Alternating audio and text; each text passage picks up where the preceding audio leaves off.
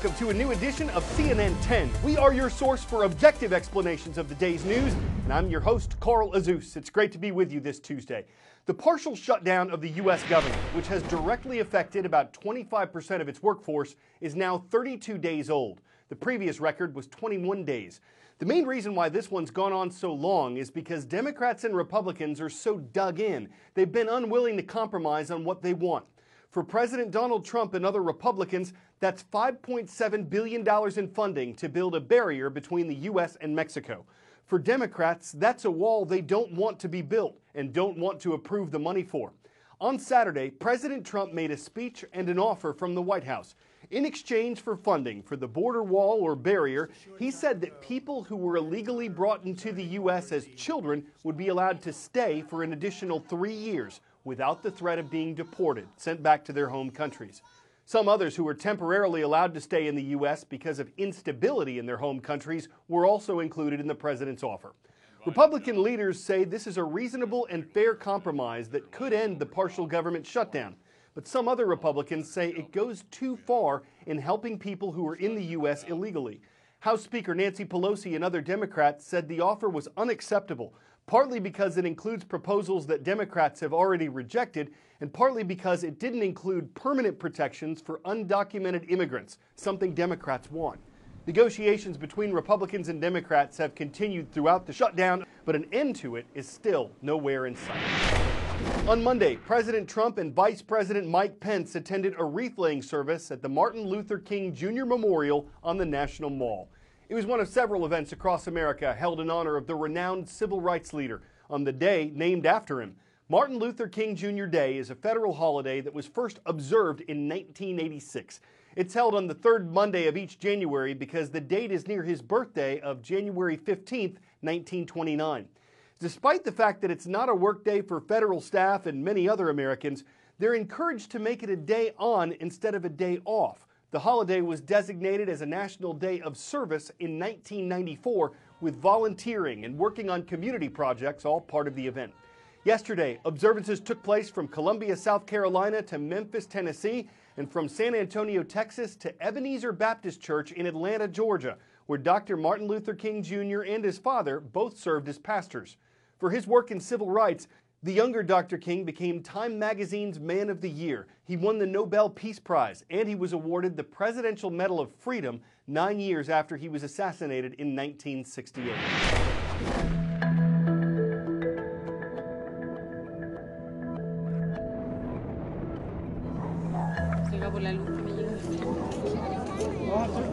So tonight, we have a supermoon because it's full and it's close to the Earth. It is a wolf moon because it's the January full moon, and it's a blood moon because it's a total eclipse. So we have a super wolf blood moon eclipse, according to some folks.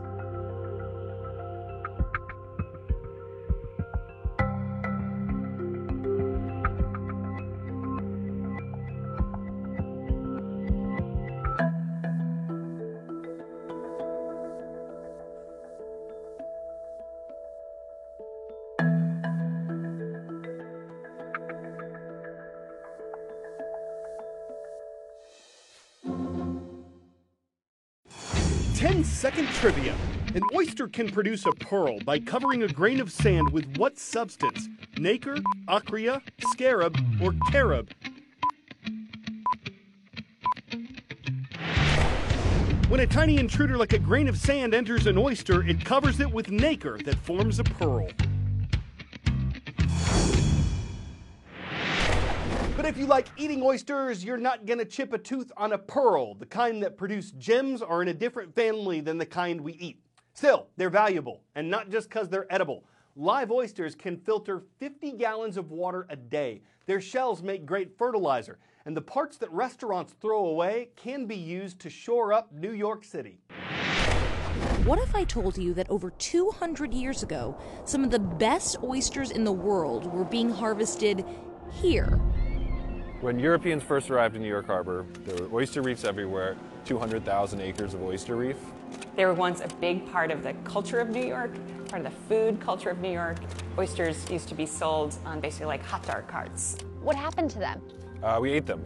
Early New York boomed on an oyster economy, but it turns out these oyster reefs had a much more important role.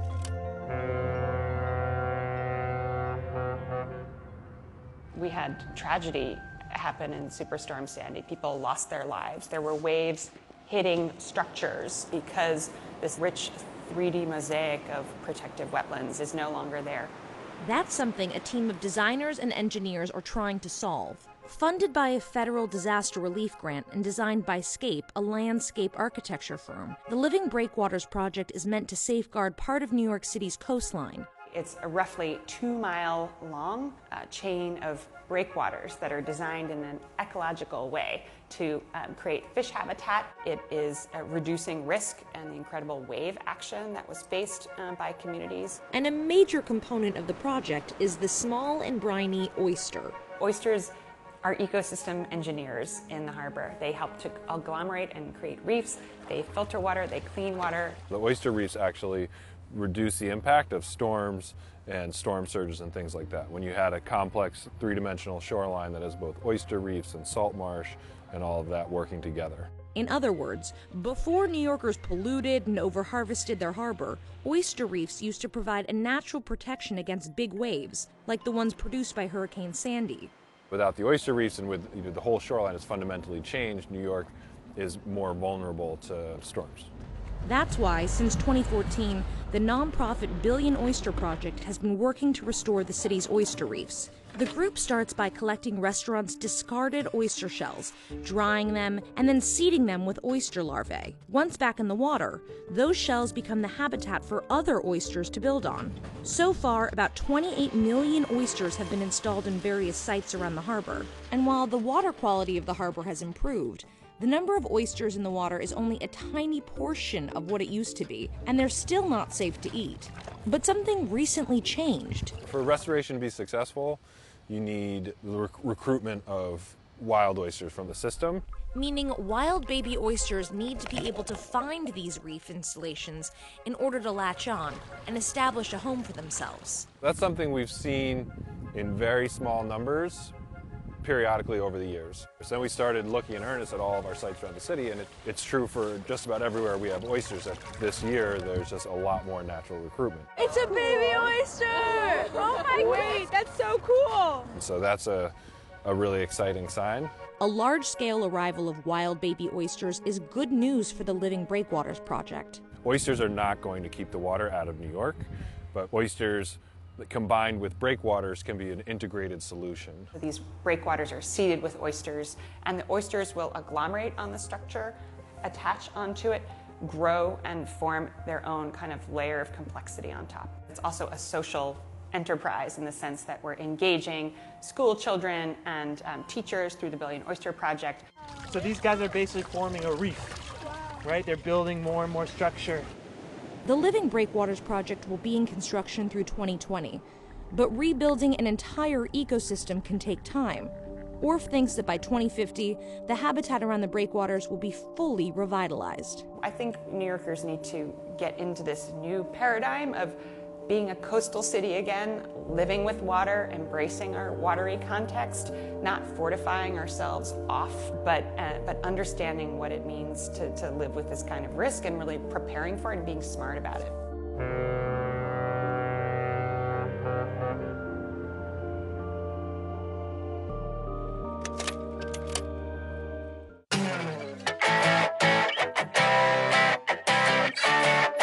Whether you love gazing at the sunrise or the sunset, this hotel could let you see 16 of them per day.